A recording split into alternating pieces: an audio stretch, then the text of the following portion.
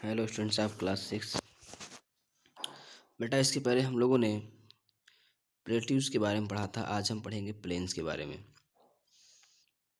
Okay, planes क्या होते हैं? These are relatively flat and low lying lands. यानी कि ये जो इस तरह की लैंड्स फ्लैट होती है, चपटी होती है, और एरिया लो एरिया होता है, मतलब ज़्यादा हाइट पे नहीं होता है, इसको प्लेन्स कहते हैं। These are called low lands. इसको नीची वाली भूमियाँ कहा जाता है। नीची वाली भूमि मतलब इसकी ऊंचाई नहीं होती है, इसलिए लो लैंड्स कहा गया है। There is hardly any difference between the highest and lowest point. तो इसकी ये जो प्लेन है ये तो ऊंचा होता है नहीं, इसीलिए कहा गया कि हाईएस्ट और लोवेस्ट पॉइंट के बीच में बहुत थोड़ा सा अंतर होता है।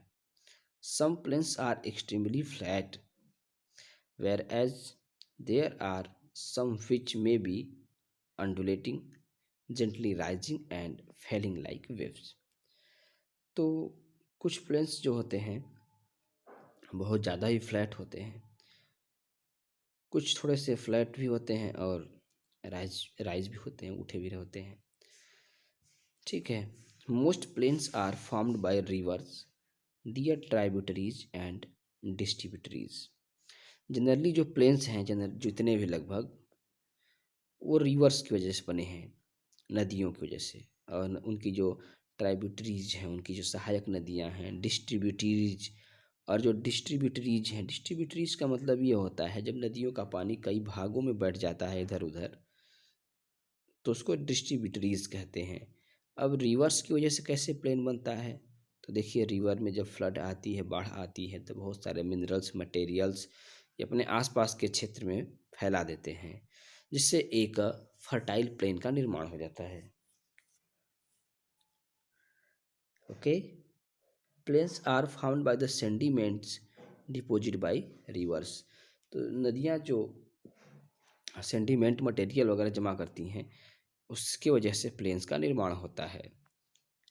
They carry the material from mountain and plateaus called alluvium which is mainly stone, silt and sand. तो ये जो रिवर्स हैं वो माउंटेन से आते समय बहुत सारे मटेरियल ले आते हैं और डिपॉजिट कर देते हैं, जमा कर देते हैं। इनको एलुवियम कहा जाता है, alluvium. When the speed of river is reduce it deposits these material. तो जब नदियों का पानी का स्पीड कम हो जाता है तो वो अपने साथ जो भी मटेरियल उनके साथ होता है बाढ़ के समय, वो आसपास के क्षेत्र में डिपॉजिट हो जाता है, जमा हो जाता है। इससे प्लेन्स का निर्माण होता है।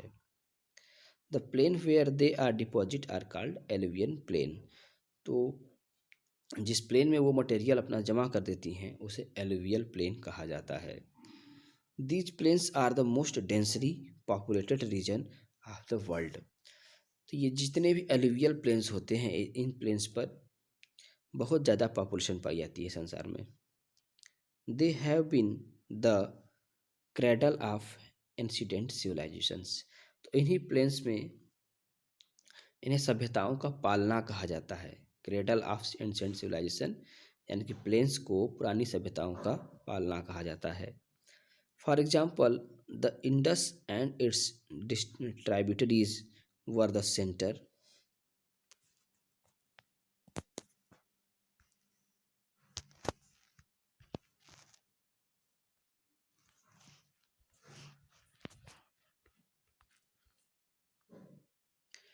इसीलिए कहा गया कि इंडस रिवर और उसकी जो ट्राइब्यूटरीज हैं वो इंडस सिविलाइजेशन की सभ्यताएं रही हैं। उसी किनारे इंडस सिविलाइजेशन सभ्यता बनी थी।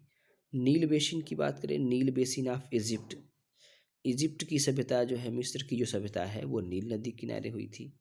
चाइना की सभ्यता जो है वो हुआंगो बेसिन, हुआंगो नदी किनारे हुई थी। The Tigris and Euphrates valley were homes of the first civilisation. पहली सिविलाइजेशन किसे माना जाता है? मेसोपोटामिया की सिविलाइजेशन। तो जो मेसोपोटामिया की सिविलाइजेशन है वो टिग्रिस यूफ्रेट नदियों के किनारे बसी हुई थी। Plains are found in continent they can be along coast or in the interior. तो प्लेन जो है कॉन्टिनेंट से बने होते हैं, वो अंदर तक भी होते हैं, कोस्टल एरिया तक भी होते हैं। The Gangetic plain in India, prairie in the USA, pampas in Argentina are important plane.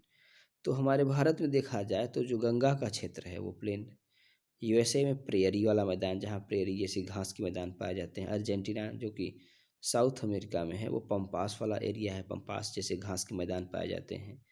The world's biggest and most important cities are located in the plain. संसार की सबसे बड़ी बड़ी और फेमस जो शहर हैं इन्हीं प्लेन्स के किनारे बसे हुए हैं। अब देखते हैं सिग्निफिकेंस ऑफ प्लेन्स, प्लेन्स का महत्व क्या है। Plains are very fertile with an abundant supply of water. Plains बहुत ही फर्टाइल, बहुत उपजाऊ होते हैं, प्रोडक्शन यहाँ पे अच्छा होता है, पर्याप्त मात्रा में पानी की भी मौजूदगी होती है।